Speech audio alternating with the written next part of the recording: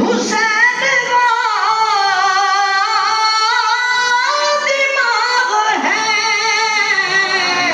ये पंजतर की अंजुमन का पांचवा चराग है। हसन का पहला हम सफर, हजरत इमाम हसन के साथ सबसे पहले चलने वाले इमाम अली मकाम है। कहिए सुभान अल्लाह। हसन का पहला हम सफर, अली का दूसरा पिसर, इमाम तीसरा हुसैन।